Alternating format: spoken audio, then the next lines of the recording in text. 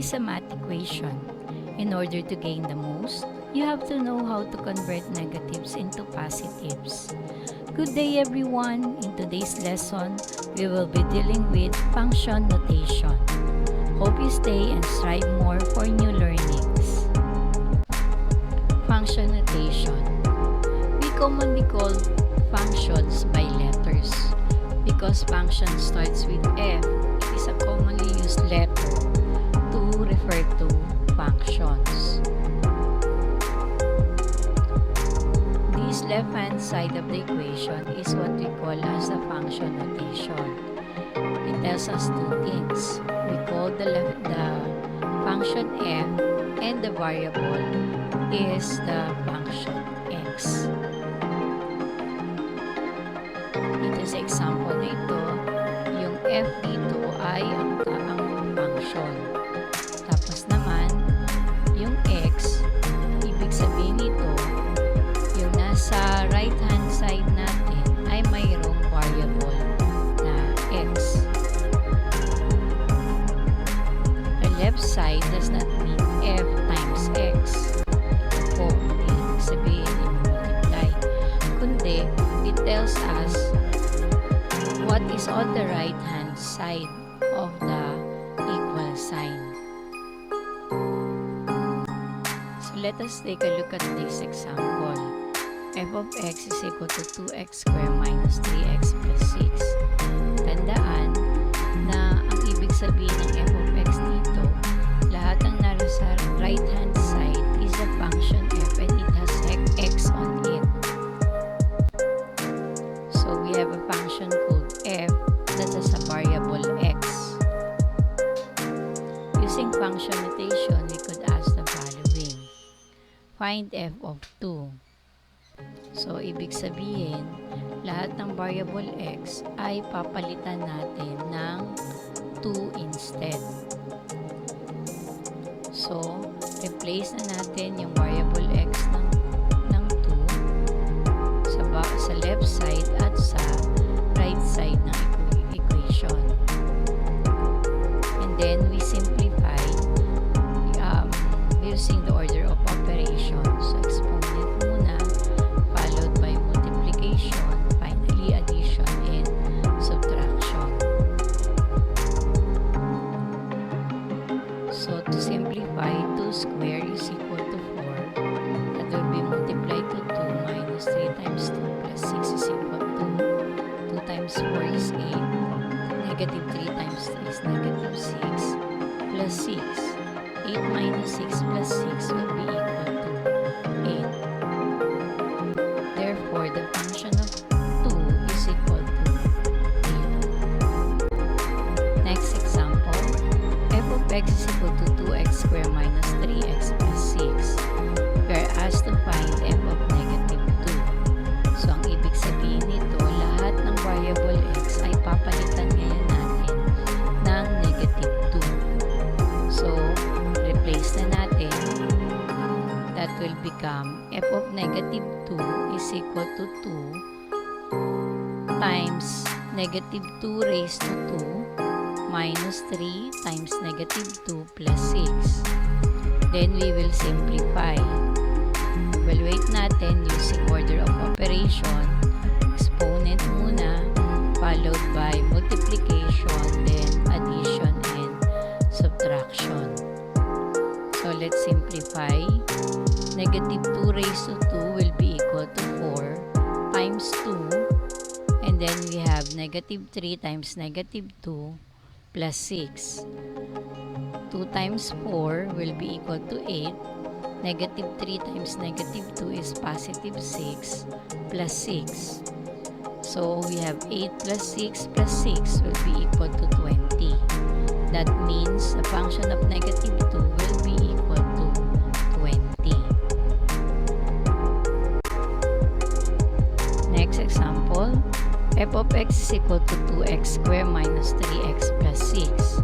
Find f of k. Anong ibig sabihin naman nito? Lahat ng variable x ay papalitan natin ng k. So, instead na x ang isusulat, gagawin natin siyang k. So, ni-replace na ngayon natin. And then, we simplify. 2 times k raised to 2 is 2k squared. And negative 3 times k is negative 3k plus 6. Therefore, f of k will be equal to 2k squared minus 3k plus 6.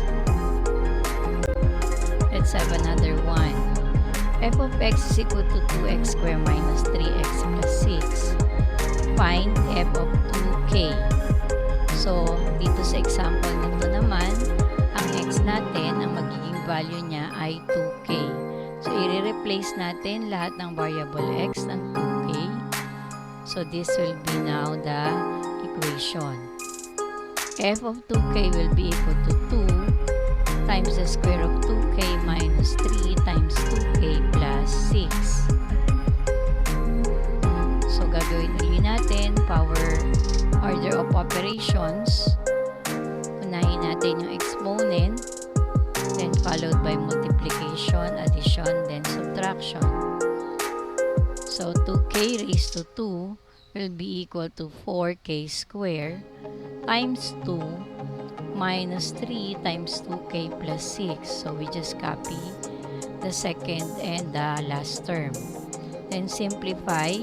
2 times 4k squared will be equal to 8k squared minus 3 times 2k is negative 6k plus 6. Therefore, f of 2k will be equal to 8k squared minus 6k plus 6. Subukan naman natin kung dalawa ang function sa isang problem. So, given g of x is equal to x squared minus 2x, find g of 1 plus g of negative 4. So, ang una natin gagawin dito ay yung g of 1. Lahat ng variable x ay papalitan natin ng 1. So, replace na natin yung yung x ng 1. Nangyari sa equation, g of 1 is equal to 1 squared minus 2 times 1. And then we evaluate. 1 raised to 2 is equal to 1. Negative 2 times 1 is negative 2.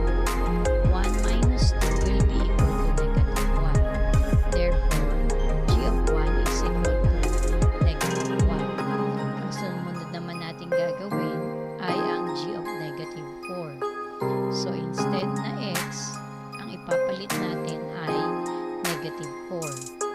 Our equation will be g of negative 4 is equal to negative 4 raised to 2 minus 2 times negative 4. Then we evaluate. Negative 4 raised to 2 is equal to 16. And negative 2 times negative 4 is positive 8. 16 plus 8 is equal to 24. Therefore, our g of negative 4 is equal to 24. Then, meron na tayong g of 1 at g of negative 4.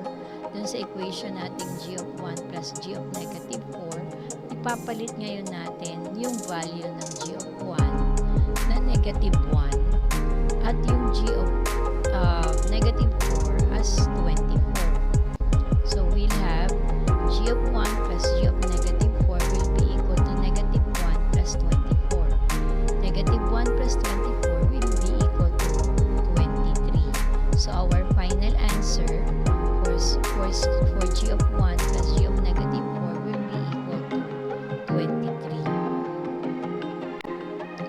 Mga bagay na dapat nating tandaan pagka tayo ay naglalagay ng value sa domain. Domain meaning ito yung set name, lahat ng value na nilalagay natin sa variable x. So, meron dalawang illegal na pwedeng mangyari. Una ay hindi tayo pwedeng mag-divide by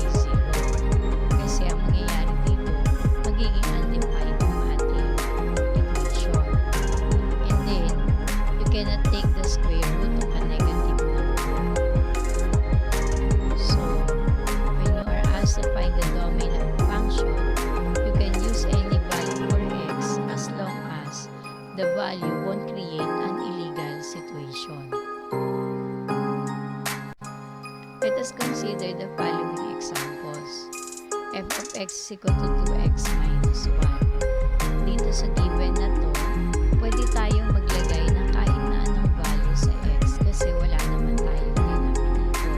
Hindi tayo pwedeng mag-divide na yun by 0 o hindi tayo pwedeng mag-square root ng negative number. Wala naman tayong square root sign.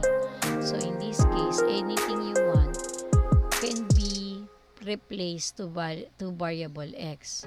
All real numbers can be replaced to x. Sa pangalawa naman nating example, g of x is equal to x plus 3 all over x minus 2. Dito, medyo restricted tayo in a sense na yung variable, yung ating denominator should not be equal to 0. So, kung hindi siya pwedeng maging 0, hindi natin pwedeng i-replace or palitan yung x ng positive 2. Kasi 2 minus 2 will be equal to 0. It will become illegal. So our solution for this will be any real number x such that x should not be equal to 2, positive 2. So it's illegal to give positive 2 or replace positive 2 to variable x. What about in this particular example? H of x is equal to the square root of x minus 4. So ito, meron tayong radical sign. Ibig sabihin nito, hindi tayo pwedeng maglagay ng value ng x na ang ating nasa loob ng radical sign ay magiging negative or magiging equal to 0. So with that, we have x minus 4 greater than or equal to 0. And to solve this, we'll have a negative 4 move to the right side of the equation, that will become positive 4. Therefore, x is greater than or equal to 4. So, ang ibig sabihin lang nito, lahat ng value ng x ay dapat na mas mataas sa 4 or it could not be equal to 4. Kasi nga, ang mangyayari ay magiging 0 pagka equal sa 4. So our solution will be all real number x such that x should not be equal to 4. That's all for today. See you on our next video lessons. Keep safe everyone.